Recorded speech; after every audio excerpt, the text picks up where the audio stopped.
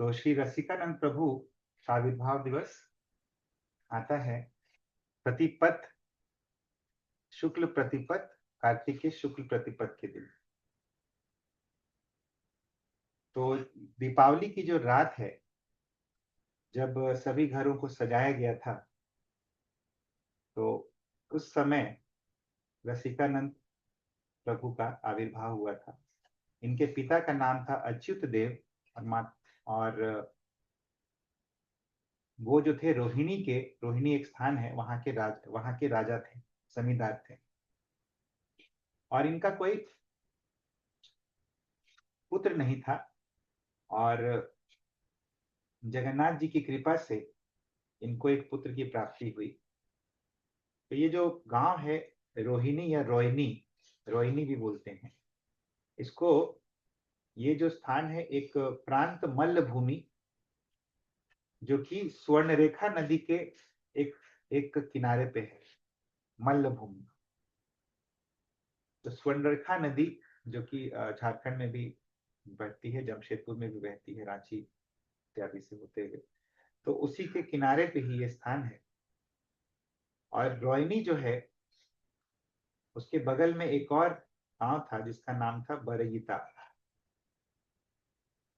और वहां पे सुंदर सुंदर उसके वहीं पे एक नदी बहती थी, दोलंग नदी, और उसके किनारे बहुत सुंदर सुंदर बाग बगीचे थे। तो राजा अच्युत देव जो कि रसिकानंद प्रभु के पिताजी हैं, बहुत अच्छे तरीके से अपनी प्रजा का ध्यान रखते थे, और जो राजा का धर्म होता है उसको बहुत अच्छे से पालन करते थे।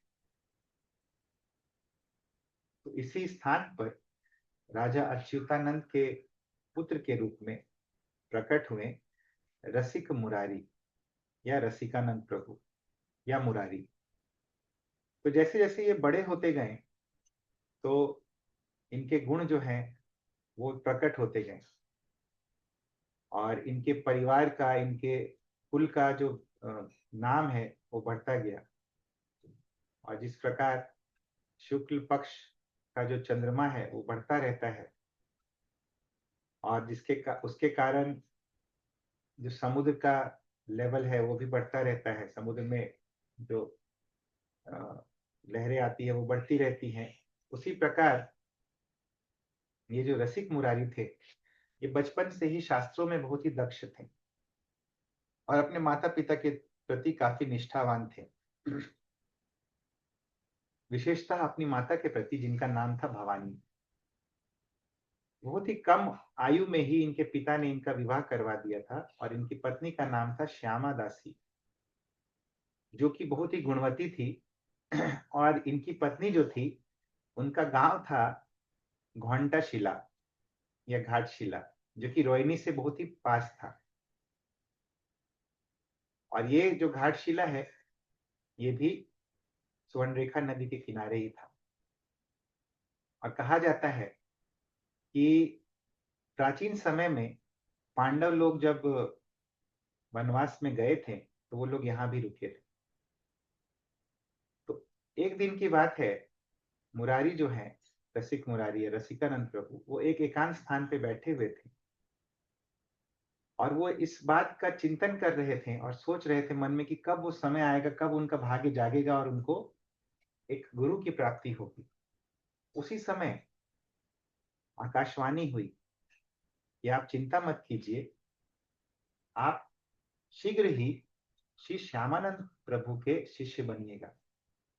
और इस आकाशवाणी को सुनकर रसिक मुरारी जो है बहुत ही प्रसन्न हो गए, और उसी समय से वो श्यामानंद प्रभु का नाम जो है वो जप करने लगे। ऐसा लगा कि वो जप कर रहे हैं श्यामानंद श्यामानंद श्यामानंद ऐसे करके।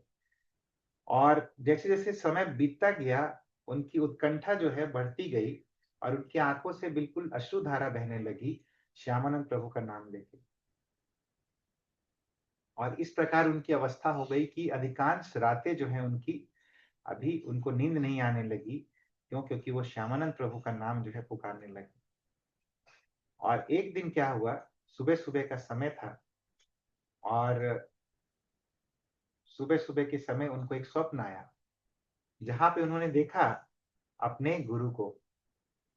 और उनके गुरु श्री श्यामानंद जो है, हंसते हुए उनको कहते हैं कि कल जब तड़के यानी भोरे सुबह का जो बेला रहता है, जब आकाश में लालिमा छा जाएगी, तो उस समय तुम मुझे प्राप्त करोगे। ऐसा कह के श्यामानंद प्रभु जो है अप्रकट हो गए। और रसिकानंद प्रभु का हृदय जो है और तेजी से धड़कने लगा। और अगले दिन जब सुबह हुआ, तो मुरारी, रसिक मुरारी जो है, वो वो बाट जो होने लगे, वो मार्ग जो होने लगे कि कब आएंगे श्यामानंद प्रभु। और थोड़ी देर में उन्होंने देखा कि श्यामानंद प्रभु जो है दूर से आ रहे हैं, और बहुत ही पराक्रमी और तेजस्वी उनका रूप जो है वो दिख रहा है। ऐसा लग रहा है जैसे सूर्य जो है वो प्रकट हो रहा है। और उनके साथ उनके बहुत सारे शिष्य लोग भी थे, जैसे श्री किशोर दास इत्यादि। उनका हंसता हुआ मुख जो है ऐसे लग रहा था जैसे कमल है। और जिस प्रकार सूरज जब उगता है तो कमल खिल जाता है, तो वैसे उनका मुख जो है खिलते हुए कमल के समान लग रहा था। और उनकी विशाल छाती थी। और जब वो आ रहे थे इस प्रकार, तो चारों तरफ से ध्वनि आ रही थी, श्री कृष्ण चैतन्य नित्यानंद। ऐसे बोलते बोलते वो भी आ रहे थे, उनके शिष्य लोग भी साथ में बोल रहे थे। और इस प्रकार प्रेम भाव से वो वहां पे प्रकट हुए। जब रसिक मुरारी ने देखा उनका ये सुंदर रूप, तो तुरंत उन्होंने दंडवत प्रणाम किया और उनके चरणों को छूने की का प्रयास किया। और श्यामानंद प्रभु भी बहुत प्रसन्न थे, और उन्होंने उनको हृदय से लगा दिया। श्यामानंद प्रभु के बारे में हमने विस्तृत रूप से चर्चा की थी, जब हम लोग श्यामानंद प्रभु और वो जो नुपुर की लीला पे चर्चा कर रहे थे, किस प्रकार श्यामानंद प्रभु थे जिन्होंने नुपुर जो है वो जिनको मिला था श्रीमती राधा रानी का, और बाद में नुपुर को लौटाने के क्रम में उन्होंने श्रीमती राधा रानी का और ललिता सखी का दर्शन किया था, और उनको एक तिलक की प्राप्ति हुई थी। उस नुपुर से श्रीमती राधा रानी ने उनको तिलक लगाया था, और उनका नाम जो दुखी कृष्णदास था पहले, उससे बदल के उनका नाम रख दिया था श्यामानंद। यानी जो श्यामा को, यानी श्रीमती राधा रानी को आनंद प्रदान करने वाले।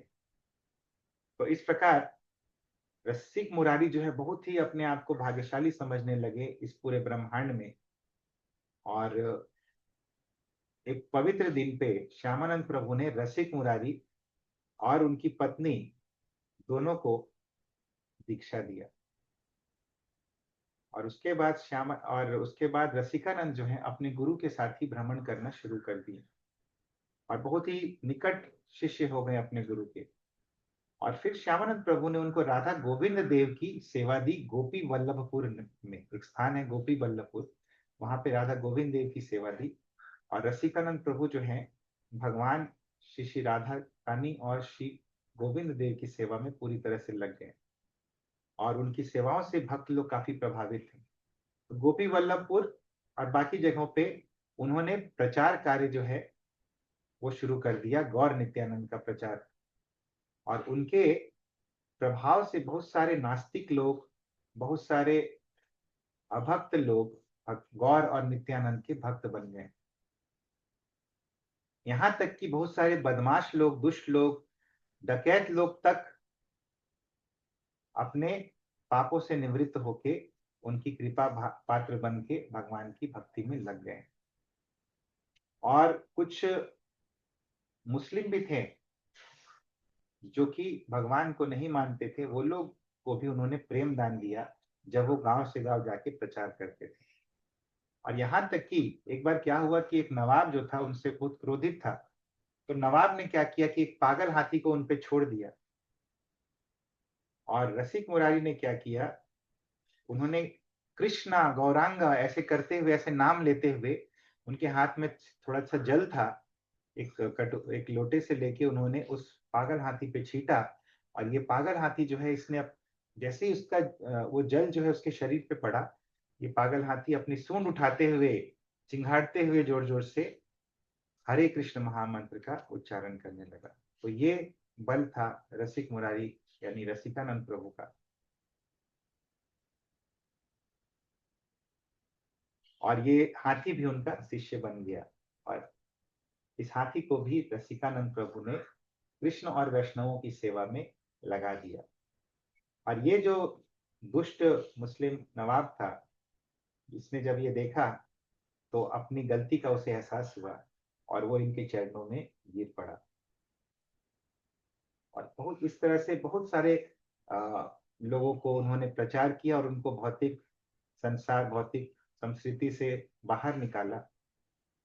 और हमेशा ये हरिनाम के प्रभाव से मत रहते थे। और रसिकानंद प्रभु की कृपा से बहुत सारे दुष्ट लोग, नास्तिक लोग भी भगवान के भक्त बन गए। और इतना ही नहीं, बहुत सारे अच्छे राजा जमींदार, जैसे कि मयूरभंज के राजा जिनका नाम था वैद्यनाथ भंज, पताशपुर के राजा जिनको गजपति कहा जाता था, और चंद्रभानु जो कि मोयना के राजा थे, ये सभी राजा जो है इन्होंने इनकी शरण ले ली। और जो भक्त थे, जो अच्छे लोग थे, उनकी कहने उनके बारे में क्या कहा जाए। और एक बहुत ही दुष्ट जमींदार था भीमा, और एक सूबेदार था, मुस्लिम सूबेदार जिसका नाम था अहमद बेग, और एक नास्तिक था जिसका नाम था श्रीकर। तो ऐसे लोगों ने भी इनकी शरण ग्रहण की। और ये जो पागल हाथी जिनकी कथा हमने सुनी, इन्होंने जब रसिकानंद प्रभु को गुरु के रूप में स्वीकार किया तो इनका नाम भी रसिकानंद प्रभु ने रखा गोपाल दास। और इसी तरह से बाद में क्या हुआ, तो बाघ जो है, जंगली बाघ, वो लोग भी इनके पास आए और इनके प्रभाव से उन्होंने अपना क्रूर स्वभाव जो है उसका त्याग कर दिया। और वो भक्त बन गए। तो अपने गुरु के आदेश का पालन करते हुए रसिकानंद प्रभु जो है, उन्होंने चैतन्य महाप्रभु की शिक्षाएं जो हैं वो 16 साल तक इन्होंने प्रचार किया। और फिर आ, अपनी लीलाओं का समापन किया इन्होंने रेमुना में खीर चोरा गोपीनाथ के चरणों में। खीर चोरा गोपीनाथ के चरणों में इन्होंने अपनी लीला का समापन किया। इसीलिए हम लोग जब खीर चोरा गोपीनाथ जाते हैं तो वहां पे रसिकानंद प्रभु का समाधि का दर्शन होता है। इवन माधवेंद्रपुरी की समाधि का दर्शन होता है। तो बहुत इंपॉर्टेंट स्थान है ये, क्योंकि वैष्णव आचार्यों की समाधि है। तो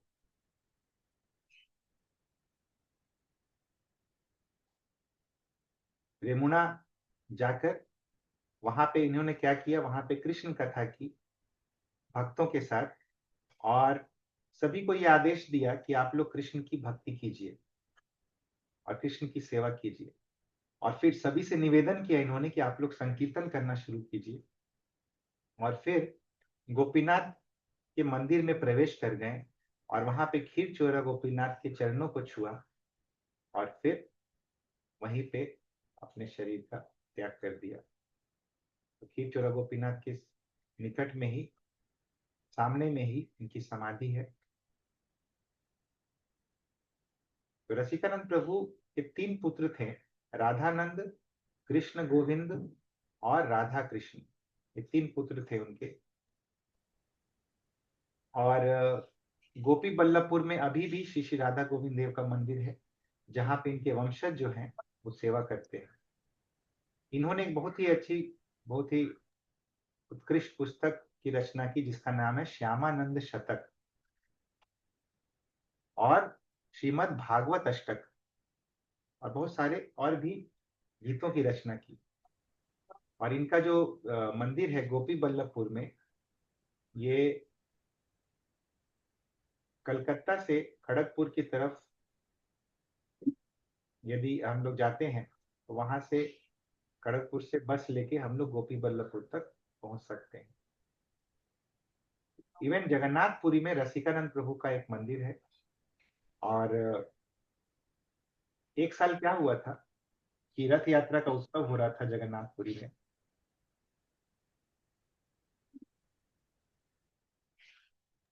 और रसिकानंद प्रभु जो है कहीं इनका प्रचार कार्य चल रहा था।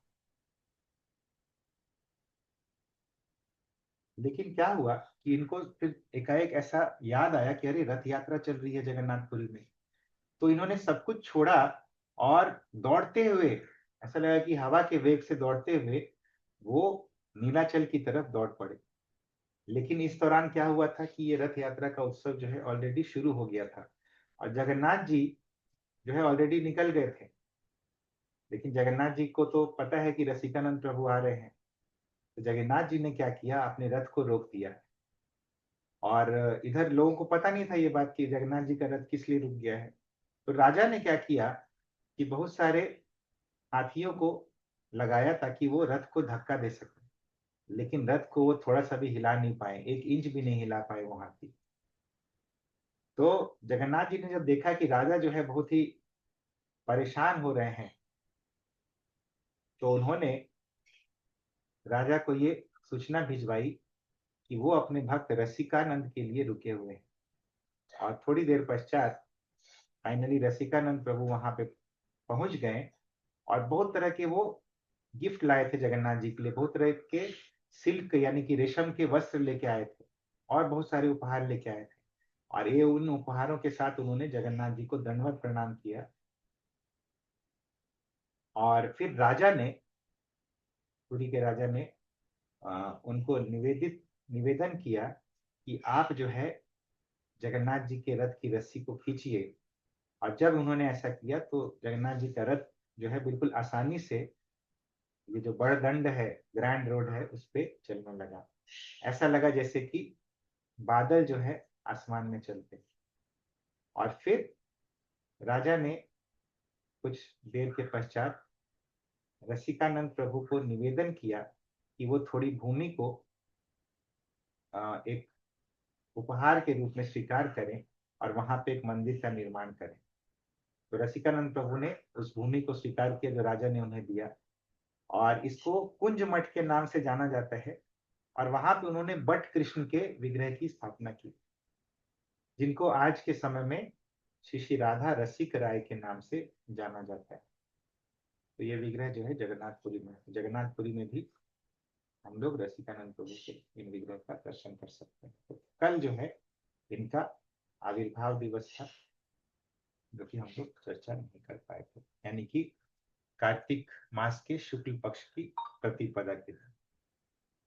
हरे कृष्ण।